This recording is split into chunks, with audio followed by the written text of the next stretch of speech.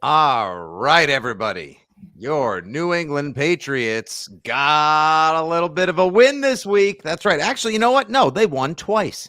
Not only did they lose the actual game Sunday at the Meadowlands 10-7, therefore fortifying their position as the third overall pick in the 2024 draft, but also Monday night, the Pastronaut, Kevin O'Connell, former draft pick of the Patriots, and also our guy, Brian Flores, playing a very passive defense against the Bears on the final drive, not sending the house, but rather sitting back in his zone without even really putting a spy on one of the better running quarterbacks, allowed the Bears to drive all the way down into field goal range. Big pass to DJ Moore. Cairo Santos splits the uprights at US Bank Stadium, a place the Patriots have only known defeat previously, therefore giving the Pats a 2-game lead on the Bears in fourth place.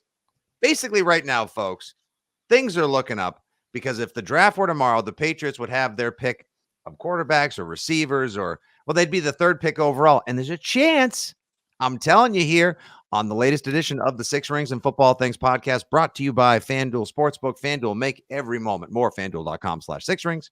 If you haven't signed up yet, I'm telling you, there's a chance now with coaching change, a little regime change, as you pointed out earlier, Hart, in Carolina, and Kyler Murray showing a little bit of signs of life of trying to prove that he is worthy of the 200 and something ridiculous $1 billion in tax-free Arizona.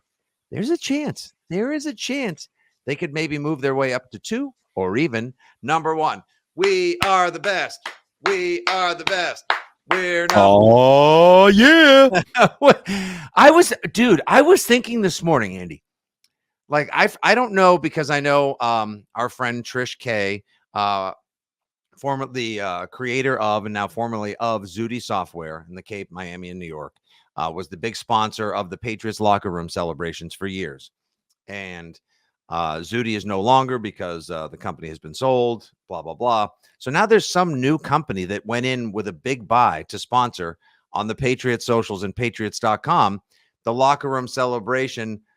It used to be, oh, yeah, now it's, oh, no, or it's family on 3. Whatever. And we haven't seen one of those in so long. It's absurd, number 1. And number 2, like, do they get to ask for a refund?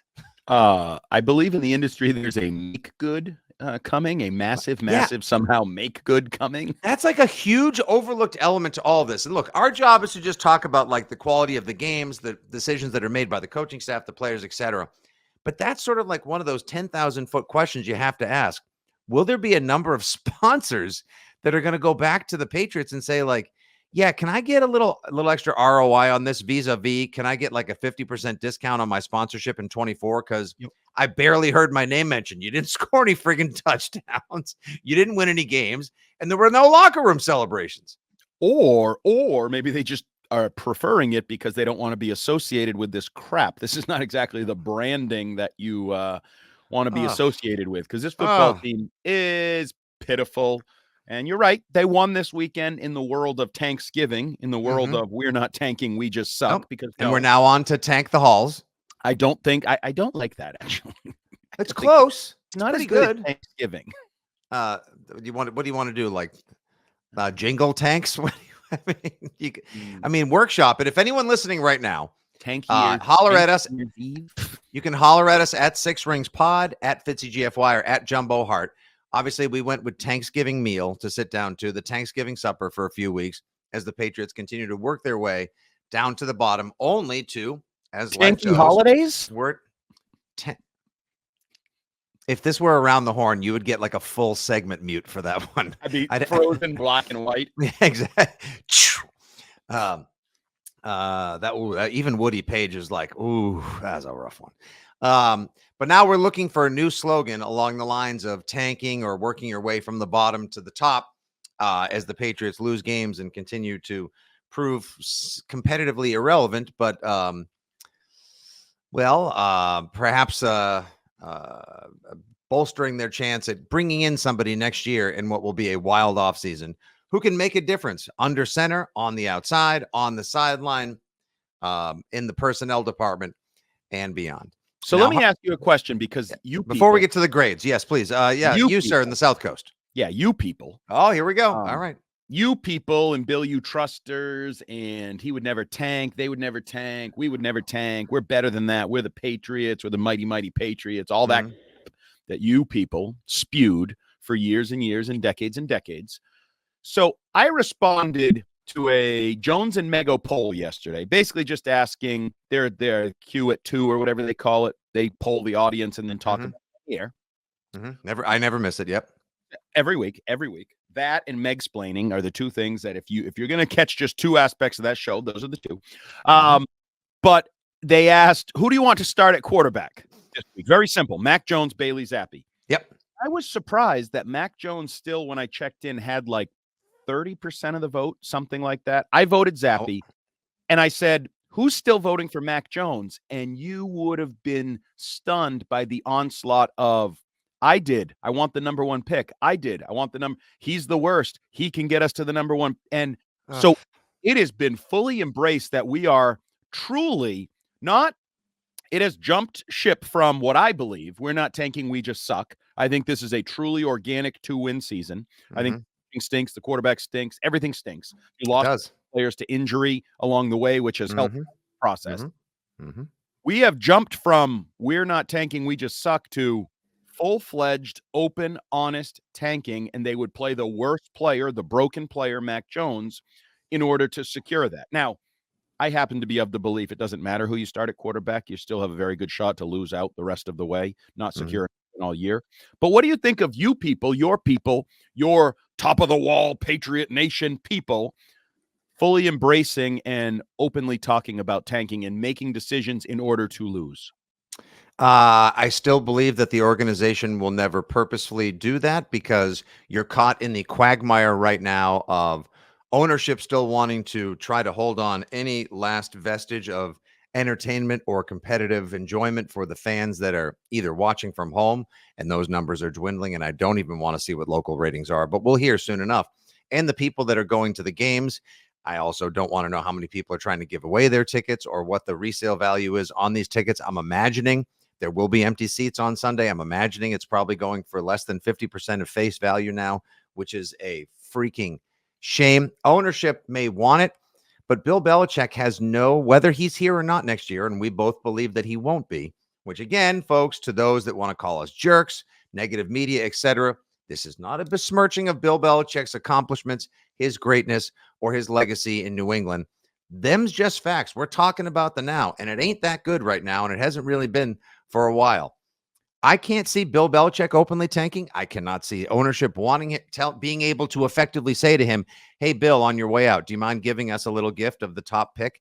I think I even said to you on the postgame show Sunday, would it surprise me at all if the Patriots lost every game the rest of the way, even if they try their ass off, and then in the final game against the Jets, with the first overall pick on the line, Belichick finds a way to beat the Jets, get win 301, and be like, well, at least I didn't lose to the goddamn Jets on the way out the door. That would not surprise me. The GD Jets, excuse me. I'm not going to worry about fixing that. That would not surprise me in the least. Would it you? No, it would not surprise me. Now, I will kind of be surprised if they win a game just because of how bad they've been. You know, the recency bias. Like, It's the opposite of what I used to do. When in doubt, bet with Tom and Bill. Don't bet against Brady and Belichick for years and years. Never count out touchdown Tom. No, right. No. Even if I thought the other team was better or the spot was tough, it's like they might find a way to do this, so I'll err on the side of aligning myself with BB and TB12. Now, I can't envision myself picking them. Could they upset the Steelers or the Jets, as you said in the finale? I got to think Aaron Rodgers isn't coming back if the season continues to kind of peter out for Tim Boyle and company in New York. Could they beat them? Sure, but that's also a pretty good defense that can score on its own, and it's a pretty good defense that can make plays. So I will not, barring a massive change, I will not be picking the Patriots. FanDuel, lock me in with the opponent for each of the next 6 weeks. So could that happen? Now, and it may also be a good thing, by the way. I mean, we have the team of the moment, the Houston Texans. CJ Stroud is the next great thing, the whole thing. I almost called him CJ Spiller. That would be a totally different thing. No, different, smaller running back. Yes, no. Yeah. But CJ Stroud, the whole thing in Houston is they would have screwed the pooch too. They would have taken Bryce Young over CJ Stroud. They won that game last year. They end up with a worse pick, and they end up with CJ Stroud. And maybe it's the best thing that ever happened to that team. Kind of like Chad Ryland. Maybe his missed kick was the best kick in New England since Adam Vinatieri was winning Super Bowls, baby. But there is some football karma, luck, fortune, whatever. And maybe they would be like the Texans. Maybe they would be at the number 2 pick, and then maybe they fall to the number 3 pick. And in the end, maybe that makes it better for them. But no, I will be expecting the Patriots to lose out until they prove to me otherwise. If the Patriots get the 2nd overall draft pick, that'll be the most curious spot to me, because they'll have their choice of a quarterback, whoever doesn't go first. So let's say Caleb Williams does still somehow go first overall. And that's no given either, considering that the Chicago Bears still currently own and will continue to own the Carolina Panthers pick, which is likely to be the 1st overall pick. As boy, does that team stink. It could be Drake May. It could be Jaden Daniels if they want to reach. It could be Maserati Marvin Harrison Jr. Who knows? That'll be the most interesting spot for me. 3 things could get tricky. If they work their way down to 4, then we could be in a tight spot right there. And if they work their way to the top, baby, from the bottom to the top, what a turnaround. As Julian Edelman said, going to be a hell of a story. Going to be a hell of a story. Look at us trying to just find a way to talk ourselves into something positive. You got to have, like, what is life without hope? I mean, we've got, like, right now, Patriot Nation. We are absolutely we are in solitary. We have received beatings at Shawshank. We got to have hope. We got to dig our way out of this somehow, and yes, I know how good it was for a long time, but just because, like, can we just hope for a little? Never understood that mentality of, like, it was so good for so long, so just grin and bear the current. Don't, like, point out the actual struggle. Yeah, why should you have to? I always use the student example. If your kid got straight A's freshman year, sophomore year, junior year, and then senior year starts screwing off and comes home with C's and D's, do you say, oh, but he was so good the last 3 years, we just ignore this. This is fine. No. Yeah, he already got into the school he wanted to go to. Like, no, you stay on top of it. What are we doing? Let me ask you this. Like, when the Steelers won all those Super Bowls in the 70s, they never, like, went, like, I know Chuck Noll, like, petered off and then it was time for regime change there. But, like, did they get really, really bad for a long stretch? I'd have to go back and look. They were bad. They definitely had a dip. Everybody has a dip. The Cowboys had a dip after Landry. The Dolphins had their dip with some minor blips up and down. But while you do us a favor and provide a little Foxborough filibuster, I will go and check our friends at Pro Football Reference. The Pittsburgh Steelers, coming off of their 4th Super Bowl win in 1979. No, Andy, they never did work. They had, they had 2 losing seasons over the next, they had 3 losing seasons in their next 15. No, they never really had a prolonged stretch of suckitude. And then since 1994, they have had 1, 2, 3 losing seasons.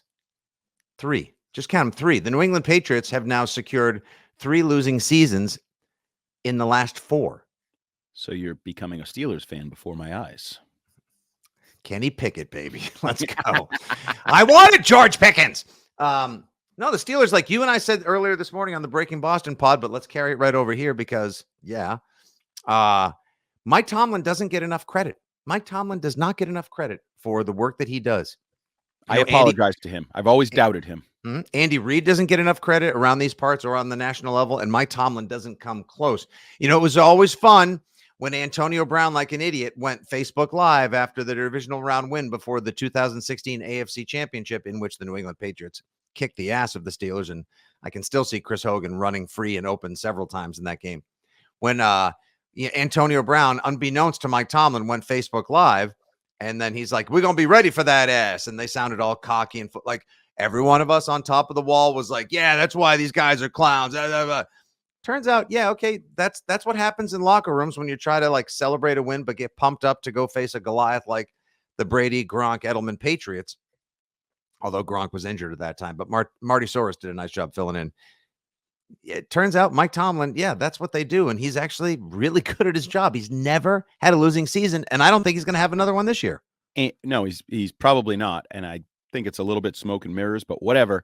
The reality of the comparison between the two franchises for me has come into that Mike Tomlin a lot closer to Bill Belichick than Ben Roethlisberger to Tom Brady. You might have 4 Hall of Famers, 2 Hall of Fame coaches and 2 Hall of Fame quarterbacks, but a part of their failures, in my mind, Roethlisberger couldn't hold Brady's jock on the field or in terms of leadership. Like he was not even close. So Mike Tomlin, yes, you're doing a fine job, but we should probably get into the grading of the game. Grades. Yeah, but the thing, but like that's the thing. I'm more interested in looking around the NFL and talking about the win, divining a win from a loss. No, we're gonna grade the game. I broke down the film. It was fun. Before we get to the second half and our Pat's Puri portion of the review and grading podcast here on Six Rings, brought to you by FanDuel. Let's just go through the grades. Of course, after every Patriots game, we grade the offense, the defense, special teams, quarterback, and coaching. We begin with the offense, Andrew. Your grade. D. And it's that's generous, but my guy Ramondre. Zeke ran really well too. He did too, but Ramondre carried the load. He had his most significant play time of the season, had a season high 98 rushing yards. This is now 3 straight weeks. He's topped 80 yards. Don't look now, but if Ramondre runs the way he's been running the last 3 weeks over the final 6 weeks, Ramondre is going to be what they call a 1,000-yard running back this year. I think he's about 580 right now, but he's big uptick in production the last few weeks. It was Zeke 21 for 98, and Zeke went 9 for 46. So you got Ramondre coming in a tick under 5 yards a carry, and Zeke at 5 yards a carry. They ran the ball well. That's why this isn't an F, because everything about the passing game was F minus, incomplete. Demario Douglas went 6 for 49 with a long of 14 before he got clotheslined by Jim the Anvil Neidhart. By a special teamer for the Giants. Dangerous play as that was. We'll try to get an update as the week progresses. I imagine Demario Douglas will be in the concussion protocol, and I also imagine we will not see him this coming Sunday. I don't want to see him actually this Sunday. I may not want to see him the rest of the season, Andy, because no, honestly, I don't think I want to see. I'll give the Patriots a D as well on offense. I'll just even let you give the grades out today because I'm just going to probably agree with the majority of them. But I don't want to see Demario Douglas the rest of the season. This is his second time that he's gone to the concussion protocol. You hope to not go there that many times over the course of several seasons. But for the small, diminutive, undersized, fleet-footed, get open in a phone booth, the slot receiver that he is, the kid's a playmaker, and you're going to hope that he's going to be around long enough. Now, I know other receivers have had multiple concussions, still play at a high level. Don't worry about it. He's young. He'll shake it off. These are serious matters. And if he's had 2 concussions in one season, you may want to shut him down and hold on to him for when the games really matter more than a team that's 2-9 the rest of the way. That's just my 2 cents. I'd shut him down for the season if he does have another confirmed diagnosis of a concussion. It's also a way to tank without tanking. We're doing the smart thing. This guy, look at this guy over here, because there's no doubt he's your best receiver now. It's not even 1,010. Well, what about Juju? Oh, don't even. Okay. Excuse me. Who? The defense. The defense, I actually gave a B. Because they play hard. It's against the competition. The Giants stink too. Tommy DeVito, not that good. But the defense gets 6 sacks spread around 6 different guys. I thought the pass rush made life hard on a guy who is sackable. Tommy DeVito is prone to being sacked. And the Giants had like 60 rushing, 60. I think they honestly they contained Saquon. He only went 12 for 46. DeVito had 5 scampers for 6 yards. Matt Breida 2 for 6. That's really impressive. And going into the game, the Giants were 3-8 in all 3 games that they won. Saquon scored. In the 8 games that they lost, he didn't. He didn't score Sunday. Thereby, the Patriots should have won that game, and yet somehow they found a way not to. Well, the only down part to the Patriots defense to me was in coverage. I thought the back end was a little shaky at times in coverage. Certainly, J.C. Jackson sucked. He could not cover. Why am I drawing a blank on there? The Patriots. Well, the Patriots. He couldn't tackle either, by the way, coming back from his little suspension. His hiatus, sabbatical. Whatever that was. But for the most part, I thought the run defense and the pass rush did a really nice job against, again, a bad Giants offense, a bad team, but you can only play the games that are put in front of you. And we all know the statistics, the various different numbers about the Patriots defense, how they've played over the last 4 weeks and how many times that should have led to victory for other teams historically, but it hasn't, and blah, blah, blah. So in case you haven't heard it, folks, the one stat that we're speaking in reference to specifically that is the most mind-bending is the New England Patriots are the first team in over 30 years to give up 10 points or fewer in consecutive games and get an L hung on them twice. The last team to do that, Andy, this is the fun answer. The New England Patriots in 1993. 1993. Casey 30 freaking years ago. Man, talk about what's old is new. Whew, God. All right, special teams. Let me guess your grade. D. It was a D because hey, the positive, my guy Bryce Behringer, exactly continues to show that he is one of the few aspects of the team that's not just pretty good, but really trending in the right direction. Oh, yeah. The whole rest of the team is trending into a toilet bowl. Bryce Behringer, unlike his rookie counterpart, looks like a professional, looks like what you're supposed to get when you draft a punter, get one of the best young guys in the game. And I keep going back to his first 2 boots of the day. The first one was like a 53-yarder. Okay, needed that, good, strong leg, good job. And then the second was a plus 50 that he downed, I think, at the 6-yard line. Only 31 yards, but that's what you're looking for, those hidden yards there. So yes, it takes a little bit off his net average. Overall, he was 6 for 45. So listen, that gets you paid in the NFL. If you can average 45 yards a punt, have good hang time, but most especially when we need you to go a little bit shorter, coffin corner, spot it with it, between the 20 and the end zone.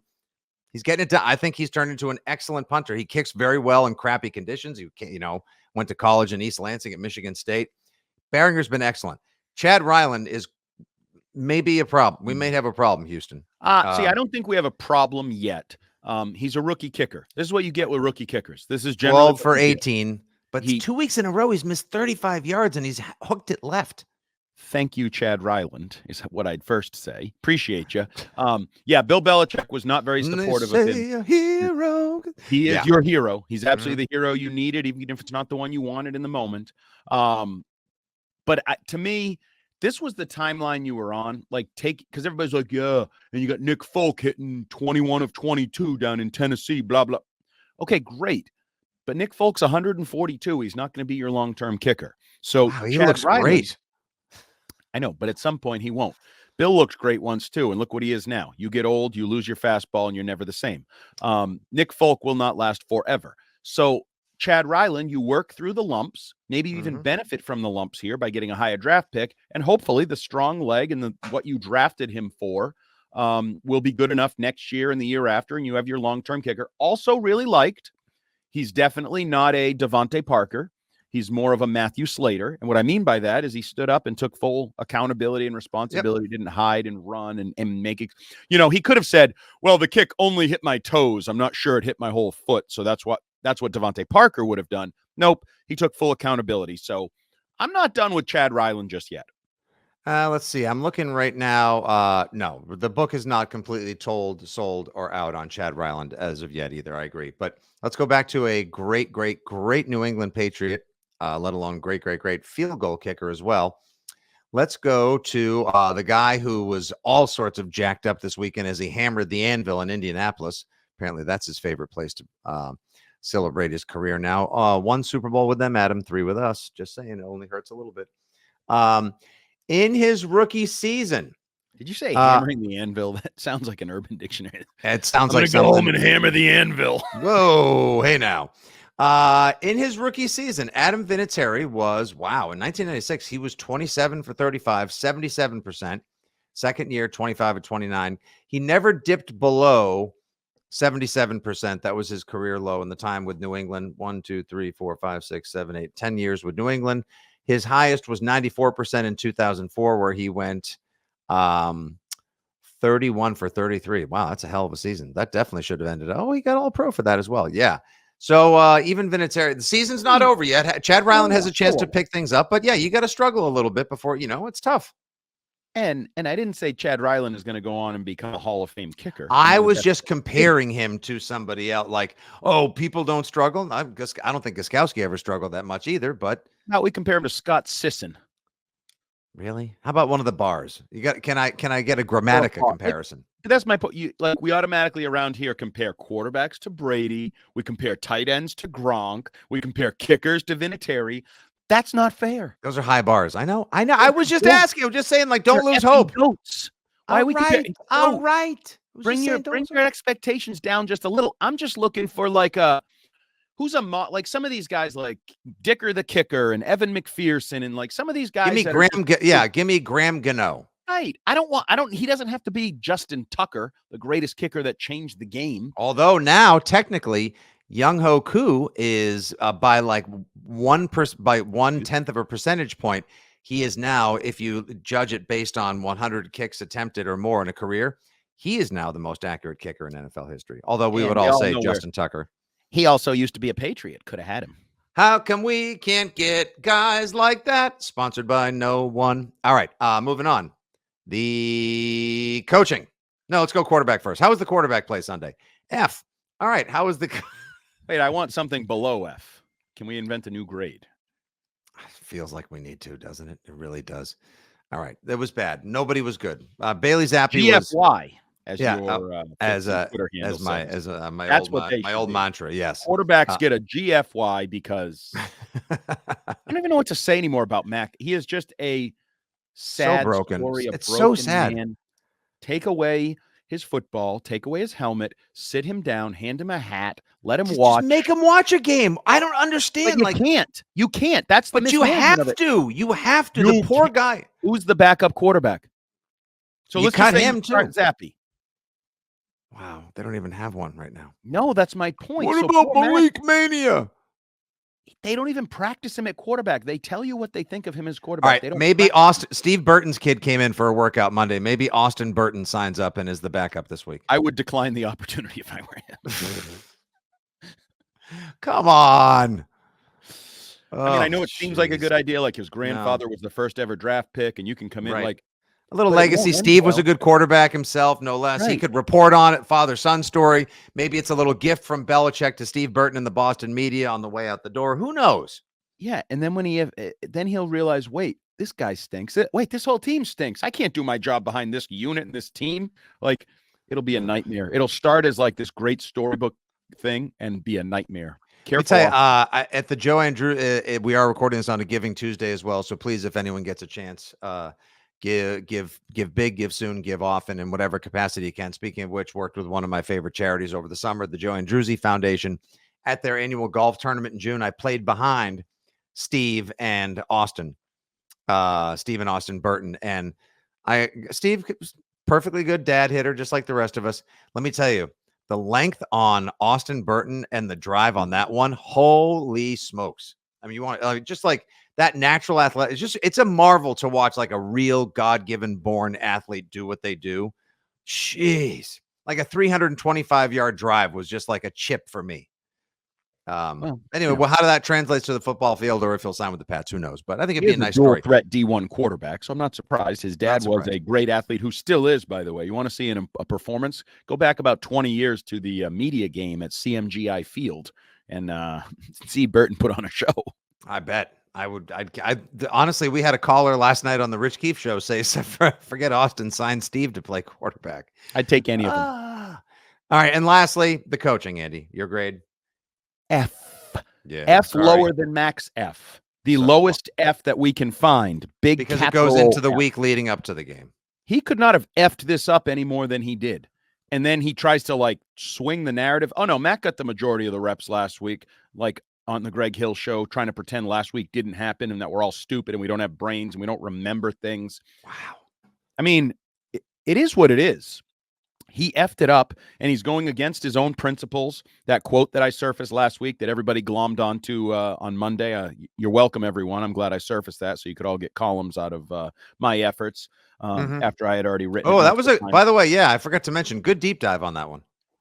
Well, steel trap up here. Steel trap when I need it to be.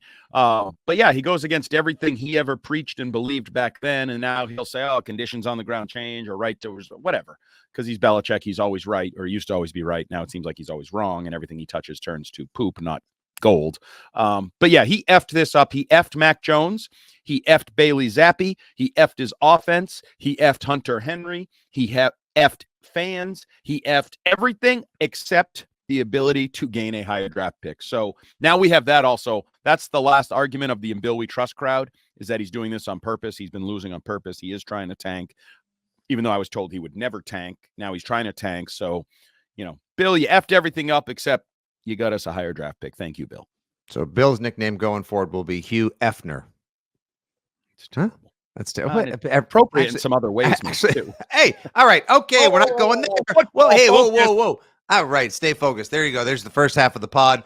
The grades, a little coach speak, the meanderings and ramblings of two football fans who just don't know what to make of this season, the team, their future, or what's going on. But all we know is that was another subpar effort, yet the latest of a very winnable game for the Patriots that they somehow found a way to lose. Hopefully the long-term benefit will be people coming in to the rescue next spring. What do you think about you guys know how to hit us up at Six Rings Pod, at Fitzy GFY, at Jumbo Hart. All right, now let's move on to the back half, a little Pat's Paris. All right, here we go. Here's a little bit of everything else going on in Pats Nation and how it resonates with us, the Pats people and the Pats populi, the Foxborough faithful, and most especially this year, Andy, the Foxborough frustrated. On Sunday, on one of the many six-person, did we have some breaking news? Well, not really. Just a little bit of breaking news. I just saw a couple minutes ago, Sunday Night Football on NBC has the Patriots as the 31st team in their power rankings. They still have the Panthers as worse. I'm not sure if they're right or wrong, but so wait a second. Now, oh my God, look at that. We're not last. We're not last. We used to be the West. We used to be the best, and now we're second worst. Probably some truth to it. I mean, I guess you do need to go with the team candidates coach and is. I don't even bother like doing the league wide whip around power rankings for weei.com now, because you're just going to be making people sad every week. Like, yeah, they're 30, 31st, or 32nd. An argument can be made they are the worst team in the NFL because of where they were and who they are and who they were. But the Panthers are definitely the worst team. Who just dismissed their coach, by the way. Yeah, let's get a quick react on that one, Andy. Frank Reich dismissed before we get to Alex Smith and Rex Ryan. So do you think it was the Reich call? Listen, obviously he wasn't making all the Reich moves. Oh, okay. Nope. No third. He wasn't the Reich man for the job. Obviously, Carolina's this is my favorite bad joke. Ready? 3, 2, 1. Obviously, Carolina's owner couldn't temper his expectations for the new coach. Terrible. I even said it was bad. He's not afraid to throw out money, though. That guy, he's hires guys and fires them. Yeah, I'll pay you. Spending on Matt Rule, although Nebraska absorbed some of that contract, I guess, but there was some sort of deal where if he takes a job, commits, blah, blah, blah. And then now he's going to be paying Frank Reich for a couple of years. That was a knee-jerk hire, bad move. He forced him to take Bryce Young over C.J. Stroud. Sometimes you get the world or the coach or the team or the record you deserve. So here could be another team now. Maybe, as Rich Keefe likes to say, add Carolina to the pile, throw them into the mix now. You could have Washington. You could have Carolina. You could potentially have the Chargers, not if, but when they dismiss Brandon Staley as their head coach of the football team, as suitors or bidders for Bill Belichick's services next season. Interesting to see. I'd like to see the way this plays out the rest of the way. Could Carolina win 1 or 2 games? Will they get the Andy Hart bump and move up the power rankings and maybe give the Pats a shot at the first overall pick? I can hope so. In terms of that job, Bill Belichick is obviously going to be a name to attach to everybody this offseason if there's an availability, just because his name is Bill Belichick. I was just pulling up the Panthers schedule. Buccaneers, Saints, Falcons, Buccaneers, Packers, they're going to win a game or two down the stretch. I really do believe they're going to win a game or two with the bump. At some point, they have to. And that's good. Division games, weird games, that whole thing, teams that aren't all that talented in own right. But in terms of would-be replacement, I saw the odds. Bill Belichick was on the list. Gerard Mayo was on the list because he was tied to an interview there last year that he turned down. Oh, that's right. Obviously, Ben Johnson will be on the list, the offensive coordinator for the Lions, who's a hot commodity, although might be getting a little less hot by the week with Jared Goff and the way they're playing. Also, I would throw in there, I didn't see it on the list of odds, and he doesn't theoretically make a lot of sense right now.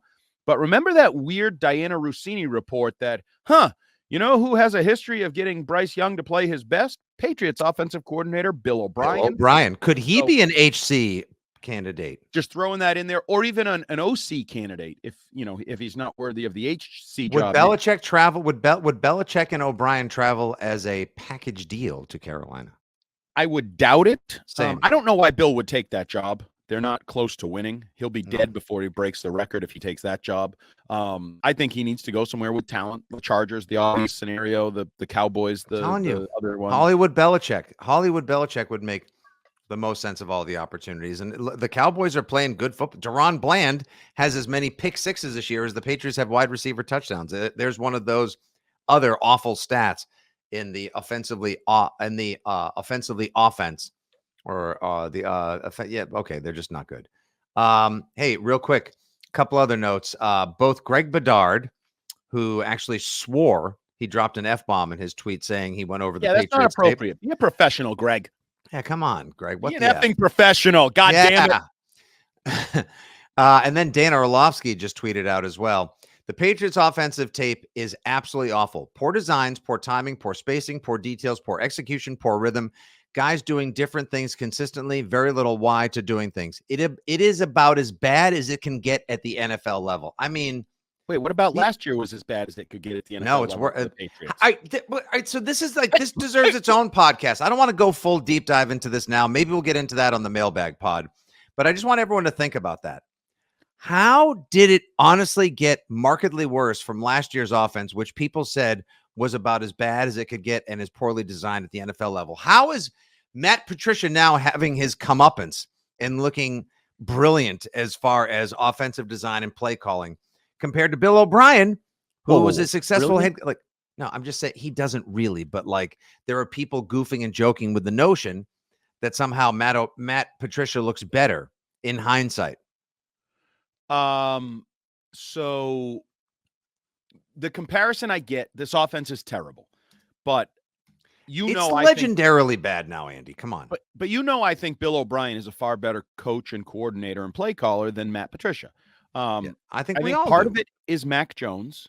He is broken. You broke him more. How that all played out. I think the talent is not as good. You took away your best receiver and replaced him with a bum in Juju Smith-Schuster. Disrespectful, I know, but it is what it is. The offensive line has been a debacle. Now, there's all these views on Cole Strange too, like he was drafted to be a zone blocker in the San Francisco scheme, and now you're not doing that. Like, I believe that to be the case. Okay, well then part of this is Belichick's fault. You can't pull the plug on a plan. You invested a first-round pick. So you should be invested in the plan that invested in that first-round pick. You can't pull the plug. Insert Les Snead and Sean McVay laugh from draft night. Right. So you can't pull the plug. That's terrible too. So I think there's a lot of reasons. I also need to say, I take this with a grain of salt because Dan Orlovsky is an admitted texting buddy of Mac Jones.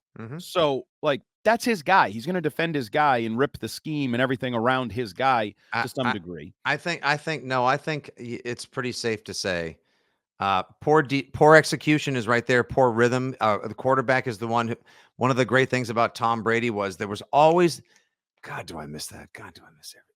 But the rhythm and the tempo from Brady as well. Like that was one of his things. Like Josh would go tempo. Tom read it well. The whole offense rallied up around like this. I even remember this. Back in 2021 in the preseason, when Mac was challenging and ultimately usurped the job from Cam Newton, I remember in the preseason games, our guy Ross Tucker and whoever else was calling these games, just being like, "Ooh, look at this! Like Mac Jones doing a great job carrying over the success he had at Alabama. Josh McDaniels calling tempo. Mac Jones does a great job with this." And I remember thinking, like, we got somebody here. Look at the way he's running the upscale, like the up tempo offense. Like he moved well. He was decisive. This is going to be I'll say this before we get to our last two snippets here, because we don't want to go on for forever. I think what has happened to Mac Jones is going to be something truly that coaches, coordinators, football savants, analysts, just in general, fans, people are going to study this for years. Like what has happened with Mac Jones, the fact that the kid comes in with the pedigree that he does, has a reasonably to very successful in the eyes of some and many rookie season, and the way that he has faltered, broken apart, and now just become so inept and dysfunctional, like the how and the why of this is going to be something that they're going to teach once they can figure out exactly why, like the full how and why of this came to be, because it's truly remarkable. And I don't mean that in the sense of like wonder that you would leave a Broadway show or like some sort of artistic performance. I mean, like, it's so remarkably bad and dysfunctional. It's downright shameful, but I can't put my finger on any one reason. Oh, I can't put my I think it's the inverse of Tom Brady, Bill Belichick. Like, I don't think they would have been as good separate. Like, there's just these layers of how it came. It's like this. This is Bill Belichick and this is Tom Brady, and they came together like this. If this had been Brady beautiful. And this had been Belichick, this happens. If this had been Belichick, you know what I'm saying? Like, they just fit together nicely at the right time in history. It feels like Mac Jones was the opposite, because I don't think he's that good. I think there is guilt to be put at the feet of Mac Jones. But he's not this bad. No, he isn't. And that's my point. Like, I don't think Brady would have been as good without one. Like, it all came together perfectly. The sum of the parts is greater than the parts, blah, blah, blah. Well, this is the sum of the parts is worse than the parts. Like, Mac might be an okay quarterback. Bill O'Brien might be an okay offensive coordinator. Some of these other guys might be okay somewhere else. When you put it together, oh my God, that's awful. It's terrible. This is the worst food I've ever eaten. This should work. I put ingredients that are okay. Everything here should make, like, all of this when put together, shaken over ice. Well, the talent stinks. We have to admit the talent stinks on some level. And that's where I'd go back to the tempo too. They can't run a regular play, never mind tempo plays. They don't know how to line up. They don't know when they motion who's supposed to be on the line of scrimmage and who's supposed to be off the line of scrimmage. Mike Gesicki at times appears to have no idea what the F he's doing out there. The unicorn who was supposed to score 12 touchdowns. He's not going to reach 12 touchdowns, just an FYI. Spoiler. Don't you also think have you seen Tyquan Thornton run routes? The guy can't run routes. They're awful. He cannot run. He runs routes like I do now because I have like bad hips and ankles and need like an extra step here to make the cut, an extra step there so I don't fall down. But Andy, this all now we just go back to like, we go back to the comments made by Mac Jones's friend as reported by Henry McKenna a long way back. Like, you know, what's Mac supposed to do when you're cooking with garbage? Right. I mean, like that's. I would say the garbage should say, what am I supposed to do when I'm cooking with the worst chef ever? Like, I think that's part of it. Like, the garbage can point to the chef can point to the garbage, the pans suck, the nonstick peel is starting to come off, and you're like, what the hell is this? Oh, that's a piece of nonstick that fell off the pan because the pan blows now. Like, the whole thing stinks. Yeah, like sometimes you just got to recycle them or trash them or scrap them. Speaking of which, you own any hex-clad pans? I'm told they're the new rage this Christmas. No, I haven't actually gotten into that. They're expensive. I'm sure they are. I could use an update of my cookware as well. Me too, but it's like $1,600, so I won't be getting it. Well, I don't think I'll be doing. Good Lord, what does it possibly make the food taste like to be that expensive? That for a whole set? Has a phrase that I can't say on a podcast. Do I get blanked with that? Okay, all right. We're trying to keep it family friendly. We got to wrap up here. We've got like an entire podcast worth of stuff we planned on getting to as well. Why don't we go ahead and just carry all the rest of that over to our mailbag pod on Wednesday, if you're good with that. And a female bag as well. Yes, the person bag, just the general bag. Yeah. Our every bag podcast. Yes. Okay. I can tell you get good, right? Isn't the bag good? All right. You know what? Actually, it's time for me to just say we're wrapping this trip to the mall up before somebody starts crying, spills something, and the security is called. I'll turn this around. I'm going to have to be the parent on this podcast. Tomorrow, we're going to do a little mailbag podcast, I believe. We will catch up on the questions you people have. We'll examine comments made this weekend by Alex Smith and how they rankled the feathers of many in Patriots Nation, as well as other former coaches in the NFL. We'll get to Andy's ranking of the 5 Patriots he would hold on to. Would he be in charge of the personnel? Of course, I went through it last week and had to change my mind 5 different times as I was asked on the spot. So you have to remember the people that are injured as well that you want to hold on to. So we get to those comments from Rex, the comments from Alex Smith, Andy's rankings, and questions from you guys. We'll see if we can loop Mike Kadlick in tomorrow as well. That'll be the mailbag podcast tomorrow. But this has been our recap and review, our grading and rambling podcast, going over the debacle at the Meadowlands and everything else. in Patriots Nation thus far. All right, for producer Terp, who doesn't have to worry about chopping this one up too much, it's just unfiltered and unabashedly wonderful. For Jumbo, this is Fitzy. Thank you very much to our friends at the FanDuel Sportsbook, the presenting sponsor of Six Rings and Football Things. FanDuel, make every moment more. FanDuel.com/6rings to sign up now and take advantage of their fabulous same game parlays, no sweat first bets, and more. And don't forget, #FadeFitzy. Every time I make a bet, if you just go the other way, you'd probably be really rich. And oh, what a merry and happy holiday season it would be for you. We'll be back tomorrow with another podcast. You guys have a terrific rest of the day or whenever you consume this. This has been Six Rings and Football Things, a presentation of WEEI, Odyssey, and 2400 Sports. Good day. God bless. And as always, go Pats. And thank you, Chad Ryland. Woo!